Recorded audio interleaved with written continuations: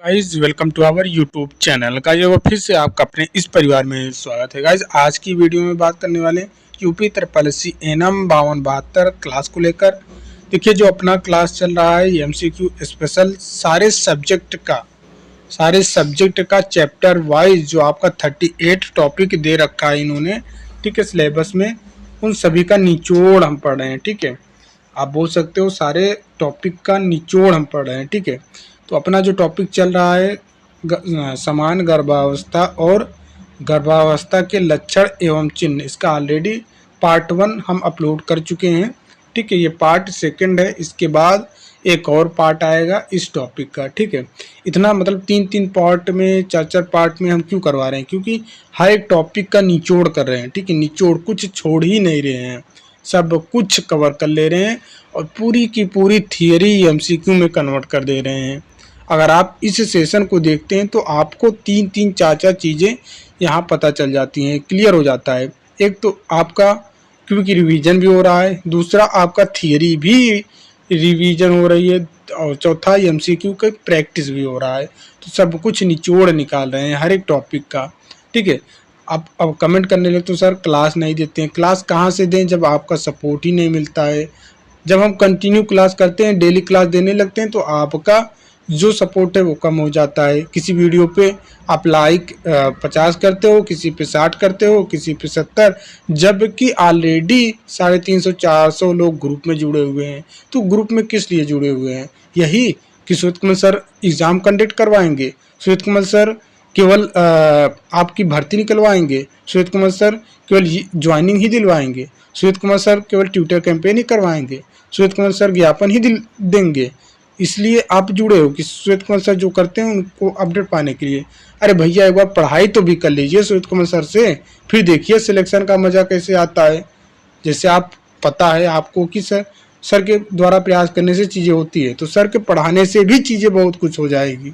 इस चीज़ को आप विश्वास करके पढ़ाई करिए और बाकी समय तो रहेगा ही, बताएंगे भी है। आपके भर्ती परीक्षा का मैंने बोला था चीज़ें होंगे, लेकिन क्यों नहीं हुआ? क्योंकि आपके प्यारे प्यारे सर लोग भी चाहते हैं एग्ज़ाम डिले हो, आप भी चाहते हो। कुछ ऐसे कैंडिडेट हैं जो चाहते हैं कि बहुत डिले हो ताकि हमारी तैयारी खूब हो, अच्छे से हो जाए। तो भैया ये गलतफहमी में है कि एग्ज़ाम डिले होगा तो तैयारी अच्छी होगी। कट ऑफ हाई जाएगा, जितना डिले होगा उतना ज़्यादा कट ऑफ जाएगा, 80, 90, 92 तक पहुँच जाएगा अगर आज से 1 साल बाद एग्ज़ाम कंडक्ट होगा तब। ठीक है,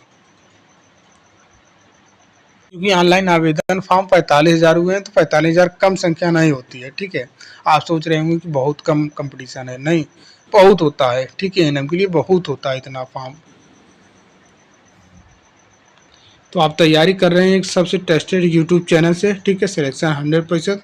हम पढ़ेंगे क्या, DSSB एनएम और यूपी SSC एनएम 5272 क्लास को लेकर। ठीक है, हमारा टॉपिक जो चल रहा है समान गर्भावस्था और गर्भावस्था के लक्षण एवं चिन्ह। ठीक है, ऑलरेडी पार्ट 2 में हमने कहानी के साथ ये चीज़ें बता दी है, और तो इस पार्ट में कहानी आपको नहीं देखने को मिलेगा, इस पार्ट में केवल एमसीक्यू ही देखने को मिलेगा। ठीक है, हाँ समझ नहीं आया तो भैया पढ़ाना बंद कर दूंगा। ठीक है, क्यों?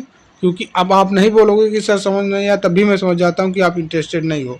क्योंकि व्यूज़ और लाइक से ही पता चल जाता है, कमेंट से ही पता चल जाता है कि आप को क्लास अच्छी लगी कि नहीं लगी। इसलिए मैं बोलता हूँ कि क्लास में आप फीडबैक दिया करो, चाहे कमेंट करके, चाहे लाइक करके, जिस भी तरीके से चाहते हो उस तरीके से आप फीडबैक दे सकते हैं। ठीक है, आप एग्ज़ाम का भूत भी डरेगा ऐसी तैयारी से, क्योंकि हम कुछ छोड़ ही नहीं रहे हैं। ठीक है,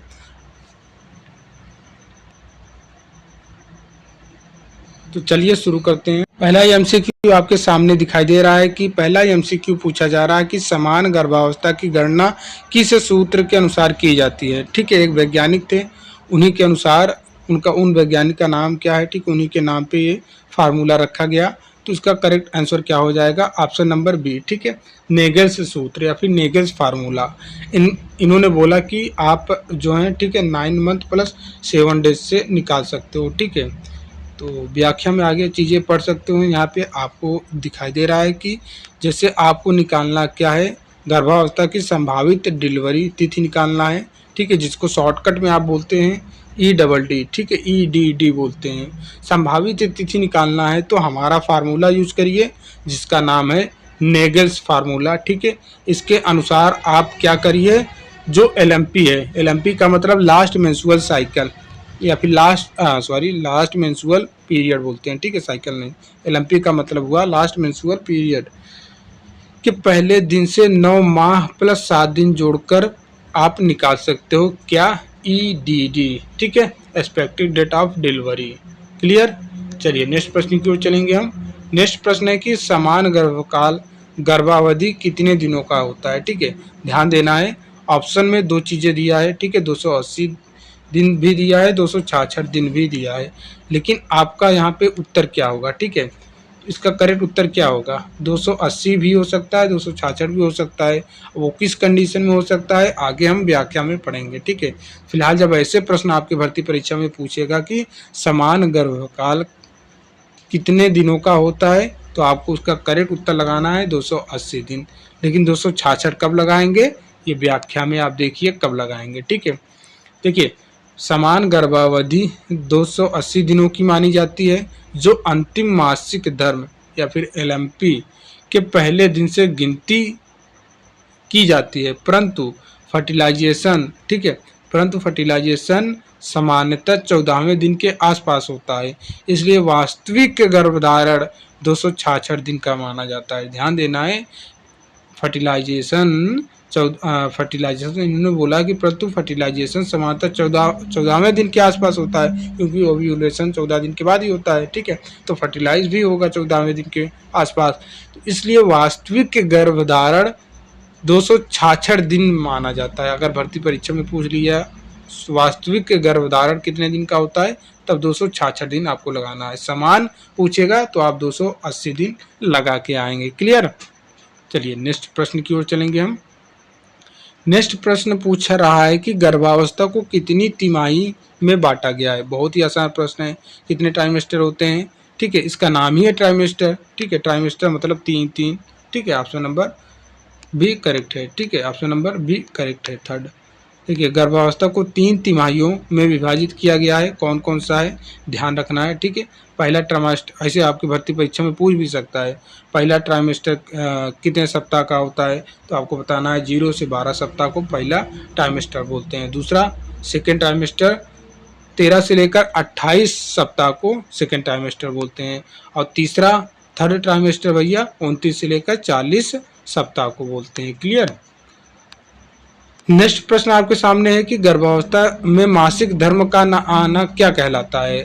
गर्भावस्था में मासिक धर्म का न आना क्या कहलाता है भैया।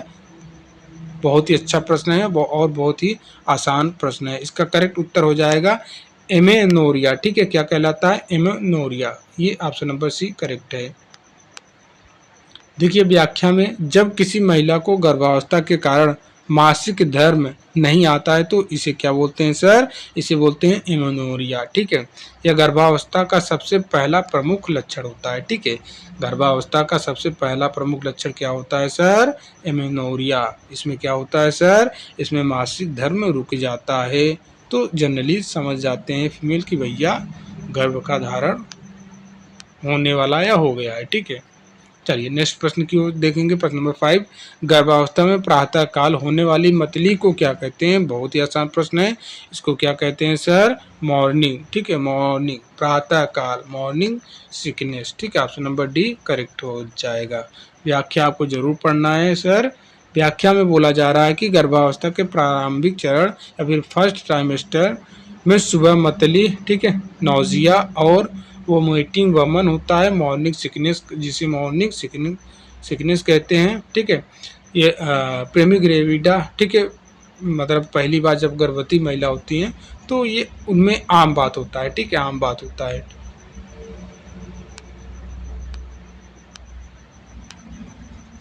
नेक्स्ट प्रश्न है कि फर्स्ट ट्राइमेस्टर में बार बार मूत्र त्याग या फिर बार बार पेशाब आना का क्या कारण है, ठीक है। इसका कारण पूछा है, क्या कारण है। तो ये भी आसान ही प्रश्न है। इसका राइट उत्तर हो जाएगा मूत्राशय पर गर्भाशय का दबाव, ठीक है। ऑप्शन नंबर बी करेक्ट है। चलिए व्याख्या इसका देख लीजिए। व्याख्या लिखा है कि पहले 12 हफ्तों में या फिर 12 सप्ताह में गर्भाशय की स्थिति क्या हो जाती है सर, क्या हो जाता है सर, इंटरवर्टेड पोजीशन में रहता है, ठीक है, जिससे क्या होता है सर, मूत्राशय पर दबाव पड़ता है और बार बार पेशाब जाने की इच्छा होती है। तो आपको ध्यान रखना है कि पहले 12 सप्ताह में जो गर्भाशय की पोजीशन रहती है वो इंटरवर्टेड की पोजीशन में होता है, जिससे मूत्राशय पर दबाव पड़ता है और बार बार पेशाब आने की जाने की इच्छा होती है, ठीक है। ये व्याख्या बहुत ज़रूरी होता है, ठीक है। चलिए नेक्स्ट प्रश्न की ओर चलेंगे हम। गर्भावस्था में स्तनों में, ठीक है, फूलनेस और स्पंदन, जिसको आप बोल सकते हैं, या फिर झंझनाहट, ये किसका संकेत होता है, ठीक है। बहुत ही आसान प्रश्न है। तो इसका करेक्ट उत्तर बताइए। इसका राइट उत्तर हो जाएगा option number b, normal pregnancy change, ठीक है, समान गर्भावस्था परिवर्तन। प्रश्न फिर से देख लेना, ठीक है। शायद प्रश्न देखिए, पूछ रहा है कि गर्भावस्था में स्तनों में जो भारीपन रहता है या फिर जो झंझनाहट जैसा लगता है, तो ये किसका संकेत देता है? तो ये गर्भावस्था के समान परिवर्तन होते हैं, ठीक है। ऑप्शन नंबर बी करेक्ट है। व्याख्या आप पढ़ सकते हो, यहाँ पे व्याख्या भी बहुत ज़रूरी है। व्याख्या में बोला जा रहा है कि गर्भावस्था में जो हार्मोनल चेंज होते हैं, जो हार्मोनल परिवर्तन होते हैं, ठीक है, इन्हीं हार्मोनल परिवर्तन के कारण ही स्तनों का आकार, ठीक है, एरियोला, ठीक है, जिसको आप बोल सकते हैं कि निप्पल के चारों ओर का भाग, जो निप्पल के चारों ओर का भाग होता है वही एरियोला कहलाता है, का गहरा रंग हो जाता है और हल्का दूध जैसा स्राव भी निकलता है, जिसका नाम क्या है? कोलोस्ट्रम, ठीक है, ये ध्यान रखना है, कोलोस्ट्रम, ठीक है, जो 12 सप्ताह के बाद दिख सकता है, ठीक है। तो इसने आप क्या देखा है इस व्याख्या में? आपने क्या देखा इस व्याख्या में? आपने देखा कि सर जो हार्मोनल चेंजेस होते हैं, जो हार्मोनल परिवर्तन होते हैं, इन्हीं हार्मोनल परिवर्तन के कारण ही, ठीक है, इन्हीं हार्मोनल परिवर्तन के कारण ही स्तनों का आकार में वृद्धि होता है और एरियोला का रंग गहरा हो जाता है, ठीक है। एरियोला का मतलब क्या? निप्पल के चारों ओर का भाग ही एरियोला कहलाता है, ठीक है। इसका रंग गहरा हो जाता है और हल्का दूध, जिसको आप क्या बोलते हैं? कोलोस्ट्रम, ठीक है। ये कितने दिन बाद? 12 सप्ताह के बाद दिखाई देता है, ठीक है। तो ये आपको ध्यान में रखना है, इतने सारे पॉइंट। चलिए नेक्स्ट प्रश्न की ओर चलेंगे हम। नेक्स्ट प्रश्न पूछा जा रहा है कि गर्भावस्था के दौरान स्तनों में कौन सा परिवर्तन होता है? तो इसका करेक्ट उत्तर, बहुत ही आसान प्रश्न है सर, इसका राइट उत्तर हो जाएगा स्तनों का आकार का बढ़ना। ऑप्शन नंबर सी करेक्ट है, ठीक है।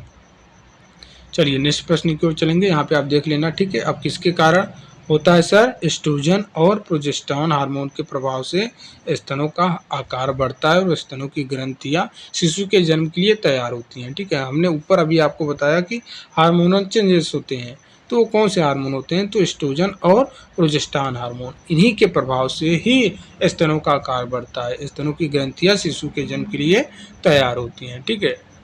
ये व्याख्या में आप जरूर देख लेना एक बार। नेक्स्ट प्रश्न की ओर चलेंगे हम। नेक्स्ट प्रश्न पूछा जा रहा है कि गर्भावस्था के दौरान स्तनों में निप्पल के चारों ओर के गहरे रंग वाले हिस्से को क्या कहा जाता है? अभी ऊपर के प्रश्न में हमने आपको समझाया था व्याख्या में, तो यहाँ पे उसका उत्तर आपको बताना है। तो क्या होता है? एरियोला। एरियोला मैंने आपको बताया कि जो स्तन के निप्पल के चारों ओर के भाग होते हैं वो गहरे रंग के हो जाते हैं, उसी को हम क्या बोलते हैं सर? एरियोला बोलते हैं, ठीक है। ऑप्शन नंबर बी करेक्ट है। देखिए व्याख्या में एरियोला निप्पल के चारों ओर का गहरा रंग भाग होता है। गर्भावस्था में हार्मोनल परिवर्तन के कारण इसका रंग और गहरा हो जाता है। यह स्तनपान के लिए बच्चे को सहूलियत प्रदान करता है, ठीक है। चलिए नेक्स्ट प्रश्न की ओर चलेंगे। नेक्स्ट प्रश्न पूछा जा रहा है कि गर्भावस्था में जो पहली तिमाही होती है या फर्स्ट ट्राइमेस्टर के दौरान स्तनों से निकलने वाले पहले दूध को क्या कहा जाता है? ये भी मैं आपको व्याख्या में ऊपर बताया था। तो देखिए इस तरीके से चीज़ें क्या होता है, बार बार आपके सामने आ रही है तो दिमाग में छप जाएगी और याद तो बहुत आसानी से हो जाएगा। तो इसका करेक्ट उत्तर ऑप्शन नंबर सी हो जाएगा, कोलोस्ट्रम। आप आसानी से बना पा रहे हो नहीं, तो मतलब एक सीक्वेंस में मैंने प्रश्न को सजा दिया है, ठीक है। ऊपर आप एक प्रश्न करते हो, नीचे 2-3 प्रश्न का उत्तर मिल जाता है, तो ये तरीका होता है पढ़ाने का। देखिए इसका उत्तर ये हो गया, ठीक है। देखिए व्याख्या आप पढ़ोगे। व्याख्या बोला जा रहा है कि जो कोलोस्ट्रम होता है, ये पहला दूध होता है जो जन्म से पहले और तुरंत बाद स्तनों से निकलता है। जन्म से पहले और तुरंत बाद स्तनों से निकलता है। यह गाढ़ा पीला और एंटीबॉडी से भरपूर होता है, ठीक है। जो नवजात को बीमारियों से बचाने में मदद करता है। तो आपने इतना सब कुछ जान लिया कोलोस्ट्रम के बारे में, ठीक है। चलिए नेक्स्ट प्रश्न की ओर हम चलेंगे। नेक्स्ट प्रश्न पूछा जा रहा है कि सर गर्भावस्था के दौरान थकान होने का मुख्य कारण क्या है, ठीक है। गर्भावस्था के दौरान थकान होने का मुख्य कारण क्या होता है सर? तो क्या होता है? ऑप्शन नंबर बी करेक्ट है, शरीर में प्रोजेस्टेरॉन हार्मोन का बढ़ना, ठीक है। देखिए व्याख्या आप पढ़ेंगे कि गर्भावस्था में प्रोजेस्टेरॉन हार्मोन का स्तर बढ़ जाता है, जिससे मांसपेशियों में स्थिरता, ठीक है, आती है और शरीर अधिक ऊर्जा खर्च करता है, जिससे थकान महसूस होती है। तो किसके कारण होता है थकान सर? प्रोजेस्टेरॉन हार्मोन का के बढ़ने के कारण, ठीक है, ये आपको ध्यान में रखना है। जब प्रोजेस्टेरॉन हार्मोन बढ़ता है तो मांसपेशियां रिलैक्स में अवस्था में आ जाती हैं, जिससे ऊर्जा की खपत ज़्यादा पड़ती है बॉडी को। जब ऊर्जा की ज़्यादा खपत होती है, जब ऊर्जा की ज़्यादा ज़रूरत पड़ती है तो भैया थकान महसूस होने लगता है। नेक्स्ट प्रश्न देखिए, गर्भावस्था के दौरान मूत्र त्याग की आवृत्ति पहले ट्राइमेस्टर में क्यों बढ़ जाता है, ठीक है। अभी ऊपर आपने देखा कि गर्भावस्था के दौरान मूत्र की आवृत्ति बढ़ जाती है, लेकिन क्यों बढ़ जाती है, इसका क्या कारण है? तो इसका कारण ये है सर कि मूत्राशय पर गर्भाशय के दबाव के कारण। ऑप्शन नंबर बी करेक्ट है, ठीक है। ऊपर व्याख्या में आपने देखा उसी टाइप से एक प्रश्न और बन गया, ठीक है। मतलब हर एक व्याख्या आप पढ़ रहे हो तो कुछ ना कुछ आपको सीखने को मिल रहा है। देखिए व्याख्या में बोला जा रहा है कि गर्भावस्था के पहले 12 हफ्तों में गर्भाशय की स्थिति, ऊपर हमने आपको बताया ही, इंट्रोवर्टेड स्थिति में रहता है, जिससे मूत्राशय पर दबाव पड़ता है और बार बार पेशाब जाने की इच्छा होती है। नेक्स्ट प्रश्न आप देखेंगे कि नेक्स्ट प्रश्न पूछा जा रहा है कि गर्भावस्था में हार्मोनल परिवर्तन के कारण निप्पल के चारों ओर कौन सी ग्रंथियां अधिक सक्रिय हो जाती हैं? बहुत ही आसान प्रश्न है, ठीक है। हमने आपको बताया, ठीक है, क्या बताया सर कि निप्पल के चारों ओर, ठीक है, गहरा रंग हो जाना क्या कहलाता है? एरियोला, ये तो आप जान ही गए हैं, ठीक है। लेकिन पूछ रहा है कि इनकी इसके चारों ओर ग्रंथियां अधिक सक्रिय हो जाती हैं, उसका नाम क्या है, कौन सी ग्रंथियां रहती हैं? तो भैया इसका राइट उत्तर हो जाएगा मोंटगोमरी, ठीक है, मोंटगोमरी ग्लैंड, ठीक है। क्या हो जाएगा? Montgomery gland. Option number c correct है। चलिए व्याख्या आप देखेंगे यहाँ पे, गर्भावस्था में मोंटगोमरी ग्लैंड अधिक सक्रिय हो जाती हैं। छोटे छोटे उभार निप्पल के चारों ओर होते हैं, जो स्तन को मॉइस्चराइज और संक्रमण से बचाते हैं। चलिए नेक्स्ट प्रश्न, इसका कार्य भी बता दिया है, ठीक है, ध्यान देना है, यहाँ पे कार्य भी बता दिया है इस ग्लैंड का, ठीक है। मोंटगोमरी ग्लैंड का कार्य क्या है सर? यह स्तन को मॉइस्चराइज और संक्रमण से बचाते हैं, ठीक है। कार्य भी आपको ध्यान में रखना है। चलिए अब देखिए कहीं एक दो प्रश्न बनेगा भी यही, ठीक है। नेक्स्ट प्रश्न है कि गर्भावस्था के दौरान स्तनों में दर्द और झंझनाहट अधिकतर किस प्रकार की महिलाओं में महसूस होता है? ऊपर हमने एक इसी टाइप का प्रश्न बताया था आपको, किस प्रकार में भैया? तो किस प्रकार में? ऑप्शन नंबर एक करेक्ट है, प्रेमी ग्रेविडा, जो पहली बार गर्भवती महिला होती हैं उसको क्या कहते हैं? प्राइमी ग्रेविडा कहते हैं। क्या कहते हैं सर? प्राइमी ग्रेविडा कहते हैं, ठीक है। ऑप्शन नंबर एक करेक्ट है। देखिए प्राइमी ग्रेविडा पहली बार गर्भवती होने वाली महिलाओं को कहा जाता है। इसमें क्या रहता है? गर्भावस्था में हार्मोनल परिवर्तन के कारण जो पहली बार गर्भवती महिलाएं होती हैं, यानी फर्स्ट टाइम जिसको आप क्या बोलते हैं? प्राइमी ग्रेविडा बोलते हैं। इन महिलाओं के स्तनों में दर्द, झंझनाहट और भारीपन अधिक महसूस होता है, ठीक है। इस चीज़ को आपको ध्यान में रखना पड़ेगा, ठीक है। चलिए नेक्स्ट प्रश्न है कि सर गर्भावस्था के पहले तिमाही, फर्स्ट ट्राइमेस्टर में स्तनों में कौन सा प्रमुख बदलाव होता है? तो कौन सा प्रमुख बदलाव होता है, उसी टाइप का प्रश्न हम आपको ऊपर करवा चुके हैं, ठीक है। तो उसका करेक्ट उत्तर क्या हो जाएगा? ऑप्शन नंबर सी, निप्पल और एरियोला का गहरा होना, ठीक है। ऑप्शन नंबर सी करेक्ट है। यहाँ पे देखिए गर्भावस्था में हार्मोनल बदलाव के कारण एरियोला और निप्पल का रंग गहरा हो जाता है। यह नवजात शिशुओं को स्तनपान के लिए निप्पल पहचानने में मदद करता है, ठीक है। चलिए नेक्स्ट प्रश्न की ओर चलेंगे। पूछ रहा है कि गर्भावस्था की गणना किस फार्मूला के द्वारा किया जाता है? ऊपर हम आपको बता ही चुके हैं, नेगल का सूत्र वही चीज़ है, ठीक है, ये आप देख लेना, ठीक है। रिपीटेड, अच्छा यहाँ से रिपीटेड प्रश्न है, ये अलग प्रश्न है। देखिए गर्भावस्था की वास्तविक अवधि, ठीक है, मैंने आपको समान अवधि पूछा था, गर्भावस्था की समान अवधि क्या है, लेकिन इस प्रश्न में पूछ रहा है कि गर्भावस्था की वास्तविक अवधि कितने दिनों की होती है? तो मैंने आपको ऊपर ही पहले ही प्रश्न में बता दिया था कि जब वास्तविक पूछे तो 266 दिन आपको लगाना है, जब समान पूछेगा तो आपको 280 दिन लगाना है। ठीक है, ऐसे प्रश्न बने हैं कई एनम भर्ती परीक्षा में। ठीक है, इसलिए मैं ऐसे प्रश्न को नोट डाउन कर लिया हूँ। ठीक है, गर्भावस्था की कुल अवधि को समानतः 280 दिन माना जाता है, लेकिन जो निषेचन होता है ओव्यूलेशन के लगभग 14 दिन बाद होता है, इसलिए वास्तविक गर्भकाल 280 माइनस 14 करते हैं, जो निकल के आएगा 266 दिन। ठीक है, नेक्स्ट प्रश्न पूछा है कि गर्भावस्था को अध्ययन की सुगमता के लिए कितने तिमाहियों में बांटा जाता है। यही ठीक है, पर हम करवा चुके हैं 3। ठीक है, बस थोड़ा लैंग्वेज बदल दिया है, अध्ययन लिख दिया है, जिससे कन्फ्यूज हो जाते हैं। हमने आपको सब कुछ बता ही दिया है, पहला ट्राइमेस्टर, दूसरा ट्राइमेस्टर।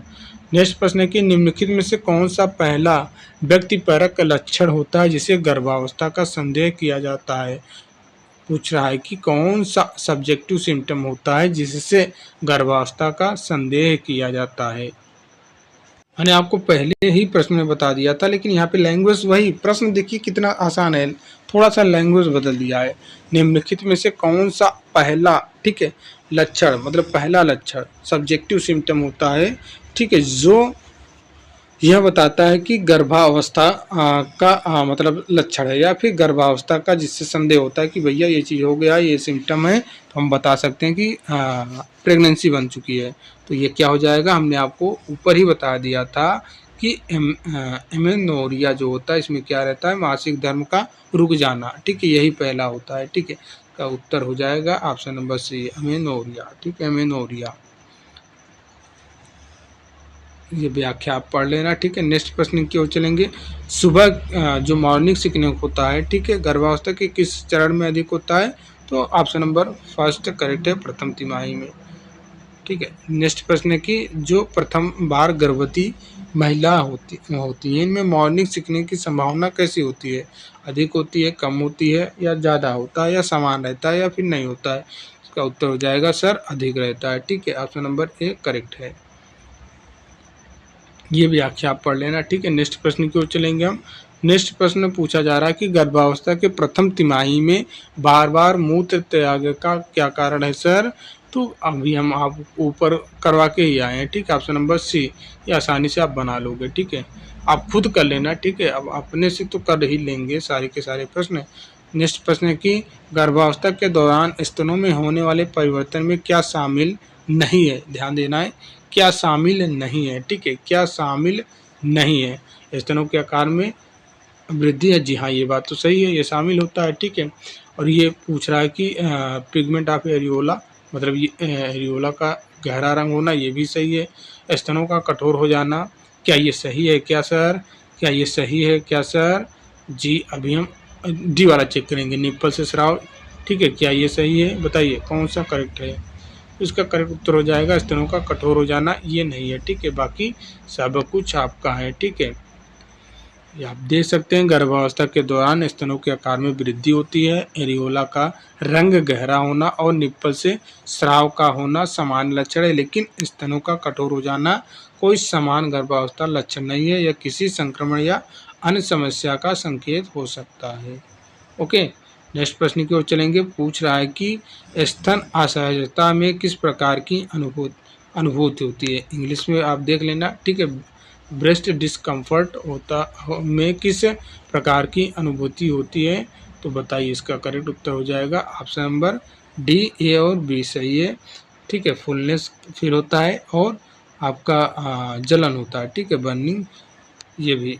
ठीक है, इसका उत्तर ऑप्शन नंबर डी, ए और बी। ठीक है, ये आप व्याख्या पढ़ लेना। नेक्स्ट प्रश्न है कि जो प्रथम बार गर्भवती होती हैं महिला, उनके स्तन परिवर्तन किस प्रकार स्पष्ट होते हैं, अधिक स्पष्ट होते हैं, कम स्पष्ट होते हैं, या फिर केवल मल्टीग्रेविडा में होते हैं, जिसका उत्तर हो जाएगा अधिक स्पष्ट होते हैं, ऑप्शन नंबर बी करेक्ट हो जाएगा। चलिए नेक्स्ट प्रश्न देखिए, ये सभी खुद अपने से बनाया करिए आप। ठीक है, बार बार वही चीज़ें हैं। ठीक है, बस लैंग्वेज बदला है, हर एक प्रश्न का उत्तर सेम है। नेक्स्ट प्रश्न है कि ये खुद अपने से ट्राई करिए। ठीक है, नेक्स्ट प्रश्न पूछ रहा है कि गर्भावस्था में होने वाले संकुचन और स्थिलन के बीच की कुल अवधि कितनी होती है। ध्यान देना है, कुल अवधि पूछा है, ठीक है। साइकिल में 30-30 सेकंड का चलता है, तो 30 या 90, ठीक है। ऑप्शन नंबर सी करेक्ट हो जाएगा, 90 सेकंड, ठीक है। कुल पूछा है ना, इसलिए देखिए होने वाले कुल अवधि कितनी होती है, तो 90 सेकंड, ठीक है। गर्भावस्था के दौरान, ठीक है, संकुचन और स्थिलन की प्रक्रिया होती है, जिसमें प्रत्येक संकुचन 3 सेकंड तक रहता है, फिर 30 सेकंड का विराम होता है, और यह प्रक्रिया कुल 90 सेकंड तक चलती है, ठीक है। क्या होता है सर, पहले 30 सेकंड तक रहता है, फिर 30 सेकंड का विराम होता है, और यह प्रक्रिया कुल 90 सेकंड तक चलती है। नेक्स्ट प्रश्न पूछ रहा है कि जो जैकमियर साइन है, ये क्या इंगित करता है। ध्यान देना, अच्छा प्रश्न है। पूछ रहा है कि जो जैकमियर का साइन है, ये किसको इंगित करता है। इसका उत्तर क्या होगा, खुद बनाइए। उम्मीद करते हैं इसका राइट उत्तर आप खुद बना लिए होंगे। इसका राइट उत्तर हो जाएगा option number b correct, vagina की श्लेष्म कला का गहरा नीला रंग होना, ठीक है।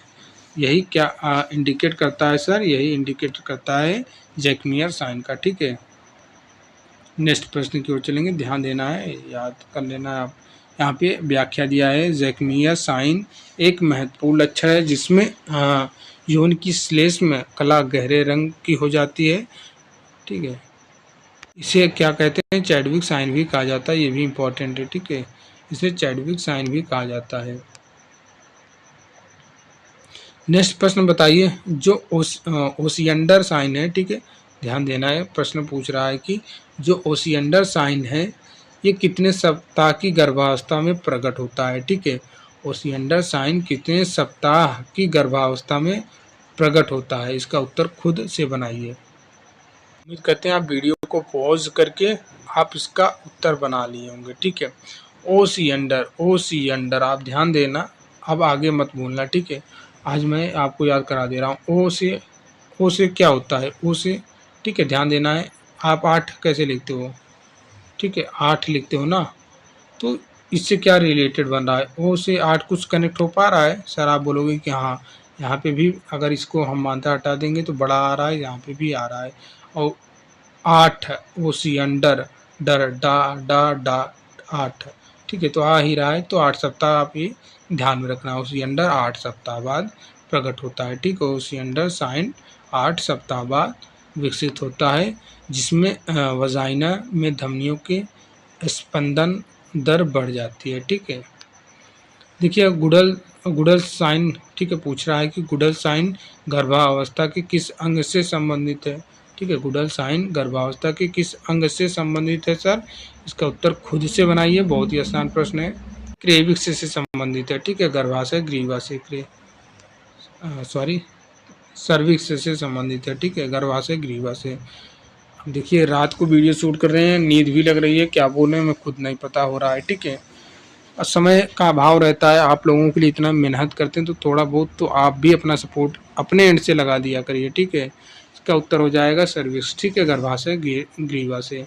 गुडल साइन गर्भावस्था में किस अंग से संबंधित है, तो गर्भाशय ग्रीवा से संबंधित है या फिर सर्विक्स से संबंधित है, ठीक है। देखिए नेक्स्ट व्याख्या आप देख सकते हैं, गुडल साइन गर्भावस्था के दौरान सर्विक्स के अधिकतम नरम और स्पंजी होने को दर्शाता है। क्या दर्शाता है सर, सर्विक्स के अधिक नरम और स्पंजी होने को दर्शाता है गुडल साइन, ठीक है। गुडल साइन पूछ लेगा, गुडल साइन का मतलब क्या है, आप सीधा बताओगे कि सर्विक्स जो रहता है इसको बहुत अधिक सॉफ्ट और स्पंज बनाता है, ठीक है। गुडल साइंस यही कहलाता है, गुडल साइंस का मतलब यही हुआ।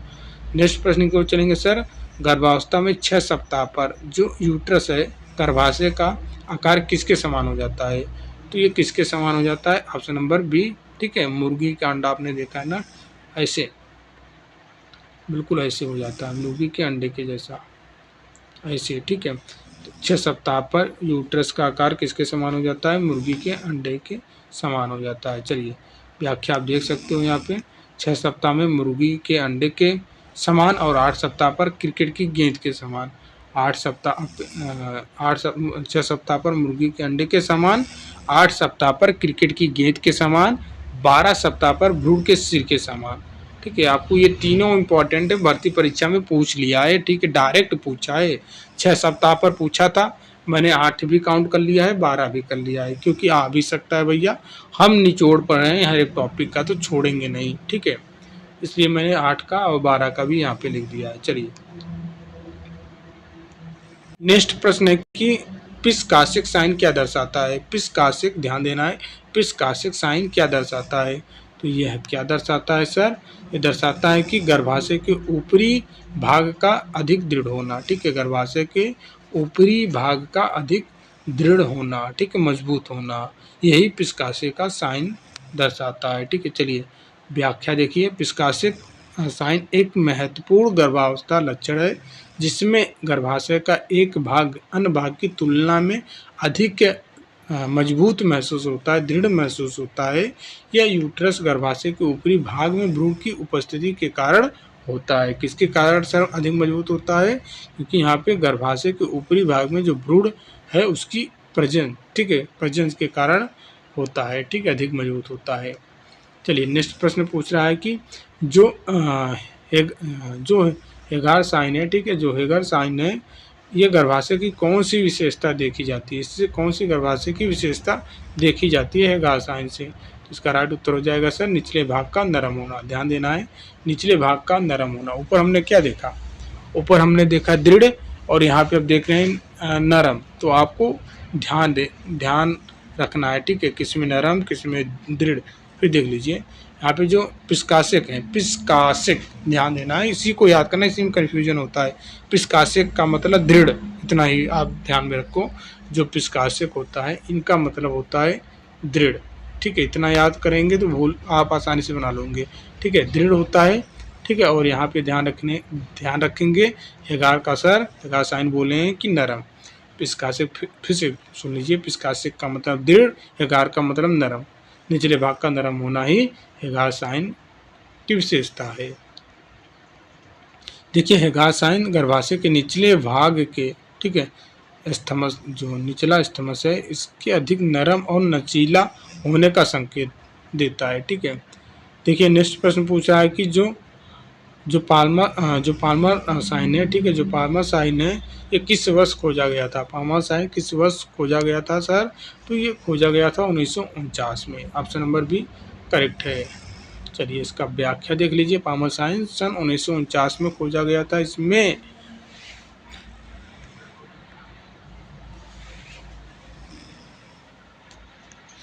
इसमें सर क्या होता है, बाय मैनुअल, ठीक है, बाय मैनुअल एग्जामिनेशन, दोनों हाथ की सहायता से जांच के दौरान गर्भाशय में नियमित संकुचन अनुभव किए जाते हैं। ध्यान देना है।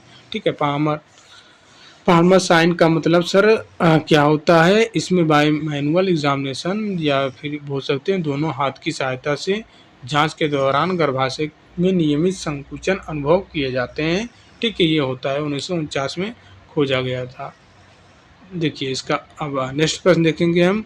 गर्भावस्था के निदान के लिए कौन सा टेस्ट किया जाता है, कौन सा टेस्ट इम्यूनोलॉजिकल से संबंधित होता है। पूछा इम्यूनोलॉजिकल से कौन सा टेस्ट संबंधित होता है सर, इसका उत्तर हो जाएगा सर, देखिए इम्यूनो का प्रतिरक्षा पूछ लिया है। प्रतिरक्षा में क्या आप जाएंगे, सीधा एंजाइम के ऊपर ही जाएंगे ना।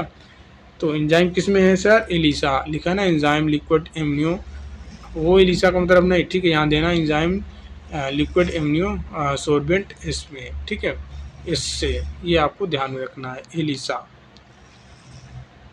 Full form. व्याख्या पढ़ लेना। नेक्स्ट प्रश्न पूछ रहा है कि कौन सा टेस्ट है जो गर्भावस्था की पुष्टि के लिए रेडियोधर्मिक तकनीक पर आधारित है। तो ये कौन सा हो जाएगा सर, रेडियो। ठीक है, प्रश्न में पूछा है रेडियोधर्मी, तो देखिए किस ऑप्शन में है रेडियो, ऑप्शन नंबर बी में ही है ना, रेडियो अम्नियो से। तो ऑप्शन नंबर बी करेक्ट है। नेक्स्ट प्रश्न पूछ रहा है कि गर्भावस्था के निदान के लिए सबसे विश्वसनीय तकनीक कौन सी है। ठीक है, जैसे आपके सिलेक्शन के लिए सबसे विश्वसनीय यूट्यूब चैनल कौन सा है, सूरत कौन मेडिकल अड्डा है, उसी प्रकार ये भी प्रश्न पूछ रहा है कि गर्भावस्था के निदान के लिए सबसे विश्वसनीय तकनीक कौन सी है। तो कौन सी है sir, ultrasonography. Option number c correct है। गर्भावस्था के निदान के लिए सबसे विश्वसनीय और व्यापक रूप से उपयोग किया जाने वाली तकनीक अल्ट्रासोनोग्राफी है सर। नेक्स्ट प्रश्न आपको बताना है कि निम्नलिखित में से कौन सा प्रतिरक्षा परीक्षण फ्लोरोसेंट तकनीक पर आधारित है। फ्लोरोसेंट तकनीक पर कौन सा टेस्ट आधारित है? ठीक है, आपको यही बताना है। तो सर इसका उत्तर हो जाएगा ऑप्शन नंबर एक सेकेंड, ऑप्शन नंबर सी। ठीक है, फिया या फिर फ्लोरो अम्नियो एसिड। ठीक है, आपको ध्यान में रखना है, ऑप्शन नंबर सी इसका करेक्ट उत्तर हो जाएगा। ठीक है, देखिए फ्लोरो अम्नियो एसिड एक फ्लोरोसेंट तकनीक पर आधारित टेस्ट है। इसमें क्या होता है सर, गर्भावस्था की पहचान फ्लोरोसेंट मार्कर्स के उपयोग से की जाती है, जो गर्भावस्था के HCG, ठीक है, इसका फुल फॉर्म आपको पता ही है। ठीक है, जो गर्भावस्था के हार्मोन HCG या फिर होम्योन कोरियोनिक गोनोट्रोपिन का पता लगाते हैं। ठीक है, ये आपको ध्यान में रखना है। चलिए नेक्स्ट प्रश्न देखिए, निम्न से कौन सा प्रतिरक्षा परीक्षण है जो रेड ब्लड सेल को एग्लूटिनेशन करता पर आधारित है? किस पे आधारित है सर? रेड ब्लड सेल के एग्लूटिनेशन पर। ठीक है, एग्लूटिनेशन पर आधारित है, एग्लूटिनेशन पर आधारित है, बताइए। ठीक है, इसका उत्तर हो जाएगा option number sir D A. ठीक है, डायरेक्ट एग्लूटिनेशन टेस्ट। ठीक है, एग्लूटिनेशन टेस्ट है। देखिए इसका फुल फॉर्म आपको ध्यान ही रखना है, DAT का बता ही दिए हैं। ठीक है, और कुछ है ही नहीं है। देखिए नेक्स्ट प्रश्न पूछ रहा है कि जो IRMA, ठीक है, इसका फुल फॉर्म क्या होगा सर? एम्नियो रेडियो। ठीक है, एम्नियो रेडियो मैट्रिक एसे। और जो आपका RIA, इसका फुल फॉर्म क्या होगा सर? रेडियो एम्नियो एसे में मुख्य अंतर होता है, वो अंतर क्या है ये पूछ रहा है। ठीक है, उसका अंतर क्या है?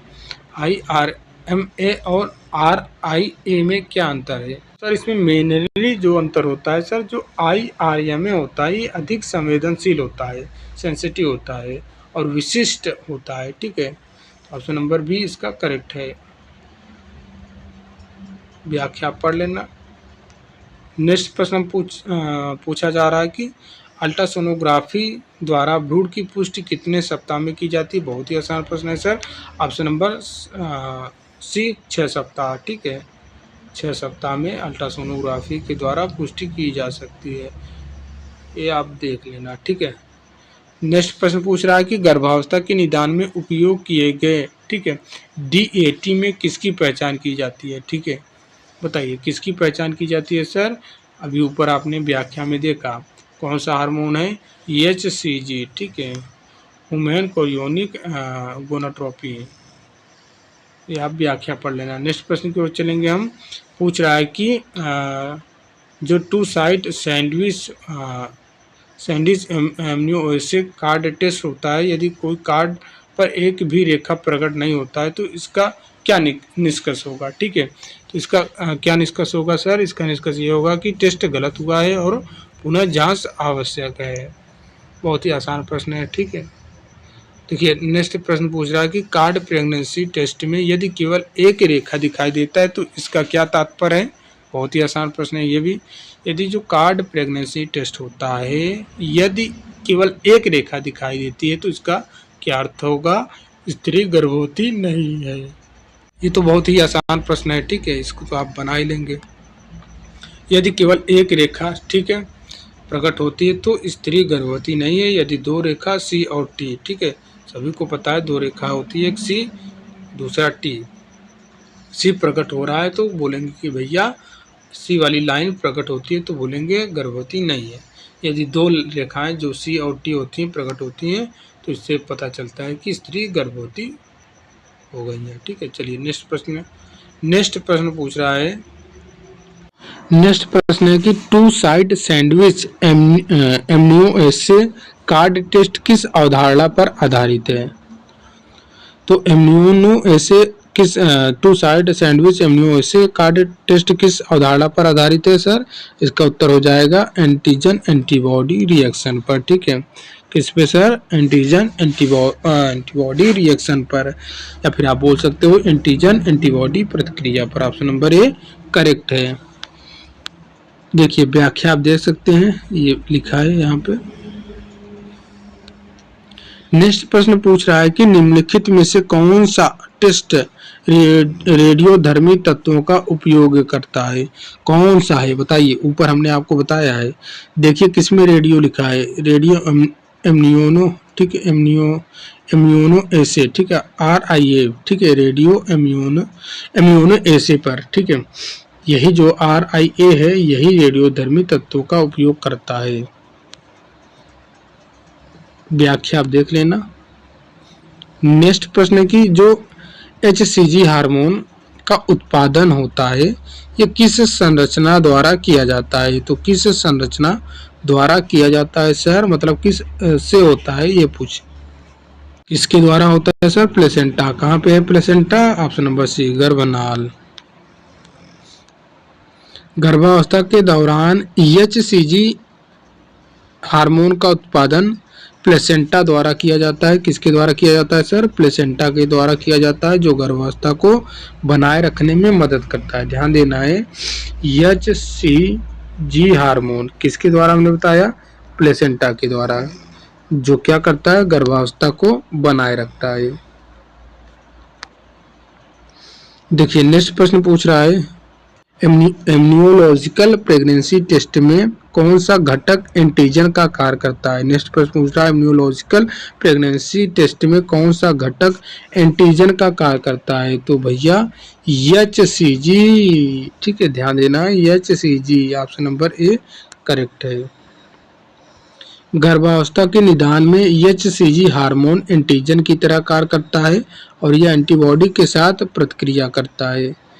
देखिए नेक्स्ट प्रश्न पूछ रहा है कि यदि कोई महिला गर्भवती है तो उसके मूत्र में HCG हार्मोन की उपस्थिति कितने दिन बाद निश्चित रूप से पता चल सकती है? तो ऑप्शन नंबर इसका करेक्ट उत्तर हो जाएगा सी, 10 से 12 दिन बाद। यदि कोई महिला गर्भवती है तो उसके मूत्र में HCG हार्मोन की उपस्थिति 10 से 12 दिन के बाद निश्चित रूप से पता चल जाएगा कि भैया ये हार्मोन अब इनके यूरिन में आ गया होगा। ठीक है, 10 से 12 दिन बाद, 10 से 12 दिन में ही HCG हार्मोन यूरिन में आने लगता है। ठीक है, देखिए यहाँ पे व्याख्या में भी बोला गया है कि गर्भधान के बाद HCG हार्मोन लगभग 10 से 12 दिनों में मूत्र में दिखाई देने लगता है, जिससे गर्भावस्था की पुष्टि हो सकती है। नेक्स्ट प्रश्न पूछा जा रहा है कि कार्ड प्रेगनेंसी टेस्ट में T लाइन का क्या तात्पर्य है सर? तो T लाइन का मतलब हुआ कि टेस्ट, ठीक है, test line, option number b. देखिए कार्ड प्रेगनेंसी टेस्ट में T लाइन टेस्ट लाइन को दर्शाता है जो HCG हार्मोन की उपस्थिति को दर्शाता है। किसकी उपस्थिति को दर्शाता है? T लाइन HCG हार्मोन की उपस्थिति को दर्शाता है। नेक्स्ट प्रश्न की ओर चलेंगे। नेक्स्ट प्रश्न पूछ रहा है कि प्रेगनेंसी टेस्ट किट में C लाइन का क्या दर्शाती है? तो C लाइन क्या दर्शाती है सर? टेस्ट सही हुआ है। क्या दर्शाता है? टेस्ट सही हुआ है। ठीक है, ऑप्शन नंबर बी करेक्ट है। ध्यान देना, ये सारे के सारे प्रश्न इंपॉर्टेंट है, हल्के में मत लेना। प्रेगनेंसी टेस्ट किट में C लाइन क्या दर्शाता है? टेस्ट सही हुआ है। ठीक है, देखिए प्रेगनेंसी टेस्ट में C लाइन कंट्रोल लाइन होती है, जो यह दर्शाती है कि टेस्ट सही तरीके से हुआ है। कौन सी लाइन होती है सर? C का मतलब ही होता है कंट्रोल लाइन, जो क्या दर्शाती है कि यह दर्शाती है कि टेस्ट सही तरीके से हुआ है। और T का मतलब क्या हुआ? C और T लाइन होता है, एक C लाइन होता है, एक T लाइन होता है। C का मतलब कंट्रोल, T का मतलब टेस्ट लाइन। C का मतलब कंट्रोल लाइन, जो यह दर्शाता है कि सर टेस्ट सही हुआ है। T का मतलब टेस्ट होता है, ये टेस्ट मतलब प्रेगनेंसी है, तो ये आएगा नहीं है तो ये लाइन नहीं बनेगी, इसीलिए इसका नाम टेस्ट लाइन रख दिया गया है। T लाइन मेन लाइन यही होती है। ठीक है, यदि प्रेगनेंसी टेस्ट किट में केवल T लाइन प्रकट होती है तो इसका तात्पर्य क्या है? इसका तात्पर्य क्या है? C ना दिखे, केवल T ही दिखे, तो आप क्या बताओगे? तो आप यही बोलोगे कि सर टेस्ट अमान्य है। ठीक है, फेल हो गया है, सही तरीके से नहीं आया है। ध्यान देना है, कार्ड जो रहता है, ठीक है, कार्ड पे जो लाइन रहती है T लाइन C लाइन, अगर एक ही लाइन आ रही है, T लाइन आ रही है, ठीक है, C लाइन नहीं आ रही है, तब भी फेल माना जाएगा। तब यही माना जाएगा कि टेस्ट अमान्य है, गलत है। ठीक है, सही टेस्ट नहीं हुआ है, दूसरे किट से फिर करना पड़ेगा। चलिए नेक्स्ट प्रश्न व्याख्या आप यहाँ पे देख सकते हैं। प्रेगनेंसी टेस्ट किट में केवल टी लाइन प्रकट होना परीक्षण या फिर टेस्ट की असमानता को दर्शाता है, इसे पुनः करने की आवश्यकता होती है। एक एक प्रश्न इम्पोर्टेंट है। नेक्स्ट प्रश्न है कि जो DAT होता है, ठीक है, इसमें यदि एग्लूटिनेशन होता है तो क्या निष्कर्ष निकलता है। जो DAT होता है यदि इसमें एग्लूटिनेशन होता है तो क्या निष्कर्ष निकलता है सर। एग्लूटिनेशन जब होगा तो यही माना जाएगा कि महिला गर्भवती नहीं है। ऑप्शन नंबर 1 करेक्ट हो जाएगा। ठीक है, व्याख्या आप पढ़ लेना। नेक्स्ट प्रश्न की ओर चलेंगे हम। द्वितीय तिमाही सेकेंड ट्राइमेस्टर में गर्भवती स्त्रियों द्वारा भ्रूण की गति को अनुभव करने की प्रक्रिया को क्या कहते हैं। ध्यान देना है, सेकेंड ट्राइमेस्टर में गर्भवती स्त्री द्वारा भ्रूण की गति को जो भ्रूण की गति की अनुभव करती हैं, इस प्रक्रिया को क्या कहते हैं। बहुत ही आसान प्रश्न है सर। क्यूकिंग बोलते हैं। क्या बोलते हैं। ऑप्शन नंबर बी बोलते हैं। ठीक है, क्यूकिंग बोलते हैं। चलिए व्याख्या देख लेना। क्यूकिंग ये वह प्रक्रिया जिसमें गर्भवती स्त्री भ्रूण की गति को पहली बार महसूस करती है। यह पहली बार गर्भ धारण करने वाली स्त्री में लगभग 18 सप्ताह, ध्यान देना है क्या लिखा है, यह लगभग 18 सप्ताह पर और मल्टीपैरा पहले भी गर्भधारण कर चुकी स्त्री में 16 सप्ताह पर होती है। क्यूकिंग कब पहली बार जो गर्भधारण कर रही है महिला उनमें 18 सप्ताह पर, और जो ऑलरेडी 1-2 बार हो चुकी हैं गर्भवती उनमें 16 सप्ताह पर दिखाई देता है क्यूकिंग। ठीक है, इसे क्या बोलते हैं, फीलिंग ऑफ लाइफ भी बोलते हैं। तो ये सारा व्याख्या आप नोट डाउन कर लेना। ठीक है, नेक्स्ट प्रश्न पूछ रहा है कि सेकंड ट्राइमेस्टर में गर्भावस्था के दौरान स्तर में कौन से परिवर्तन होते हैं। तो स्तर में कौन से परिवर्तन होते हैं, तो उपरोक्त सभी आकार में वृद्धि होता है। ठीक है, ये आपको बता दिए हैं हम। पेंटोगोमरी ट्यूबरकुलोसिस का निर्माण होता है, ये भी बता दिए हैं। सेकेंडरी एरियोला का निर्माण होता है। ऑप्शन नंबर बी करेक्ट हो जाएगा, उपरोक्त सभी। देखिए व्याख्या पढ़ लेना यहाँ पे। नेक्स्ट प्रश्न की ओर चलेंगे। नेक्स्ट प्रश्न पूछ रहा है कि निम्नलिखित में से कौन सा चिन्ह गर्भवती स्त्री के पेट पर द्वितीय तिमाही में देखा जाता है, डोमिनेंट पर देखा जाता है। तो कौन सा पता करिए। ठीक है, कौन सा चिन्ह है, आइए पता करते हैं। देना है प्रश्न में 2-3 चीज पूछा है। पहला चीज तो ये बोला है कि कौन सा चिन्ह गर्भवती स्त्री के एब्डोमिनल पर देखा जाता है। ठीक है, दूसरा बोला है कि वो सेकंड ट्राइमेस्टर में होता है। ठीक है, द्वितीय तिमाही में होता है, सेकंड ट्राइमेस्टर में। तो बताइए कौन सा होता है। ठीक है, तो सर इसका करेक्ट उत्तर हो जाएगा option number A, Linnaea nigra. ठीक है, लीनिया निग्रा है क्या चीज, आगे व्याख्या में आपको पता चलेगा। लीनिया निग्रा एक गहरे भूरे रंग की रेखा होती है। क्या होती है सर, लीनिया निग्रा एक गहरे भूरे रंग की रेखा होती है। तो कहाँ पे रहता है, छाती के ध्यान देना है, जो कहाँ पे रहता है, छाती की हड्डी से लेकर पेट के निचले भाग तक होती है। ठीक है, यह कब होता है सर, यह द्वितीय तिमाही में स्पष्ट रूप से दिखाई देने लगती है। नेक्स्ट प्रश्न पूछा जा रहा है कि गर्भावस्था की द्वितीय तिमाही में गर्भाशय की ऊंचाई 24 सप्ताह पर कहां तक पहुंचती है। फंडल हाइट पूछा है। ठीक है, यूट्रस की ऊंचाई फंडल हाइट सप्ताह पर कहां तक पहुंचती है। तो सर इसका करेक्ट उत्तर हो जाएगा नाभिकीय स्तर पर। ठीक है, ऑप्शन नंबर ए करेक्ट है, नाभिकीय स्तर पर। व्याख्या आप पढ़ेंगे। व्याख्या में लिखा है कि 24 सप्ताह पर गर्भाशय की ऊंचाई फंडल, ठीक है, फंडल हाइट नाभिकीय स्तर तक पहुंच जाती है। यह माप गर्भावस्था की सही प्रगति का मूल्यांकन करने में सहायक होती है। ठीक है, नेक्स्ट प्रश्न पूछ रहा है कि द्वितीय तिमाही में भ्रूण की हृदय गति हार्ट रेट कितनी होती है। तो कितनी रहती है सर, 120 से 140 से कि कौन से, ठीक है, द्वितीय ट्राइमेस्टर सेकंड ट्राइमेस्टर में। ठीक है, तो आपको ध्यान में रखना है 120 से 140 बीट प्रति मिनट होता है। द्वितीय तिमाही में भ्रूण की हृदय गति सामान्यतः 120 से 140 मिनट होती है। प्रारंभ में यह 140 से 160 बीट प्रति मिनट हो सकती है, लेकिन धीरे धीरे यह 120 से 140 मिनट पर स्थित हो जाता है। नेक्स्ट प्रश्न पूछ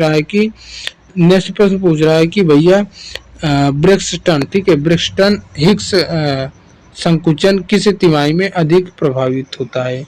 तो किसमें अधिक प्रभावित होता है ब्रेक्सटन हिक्स भैया, इसका उत्तर हो जाएगा सेकंड ट्राइमेस्टर में। ऑप्शन नंबर बी करेक्ट है।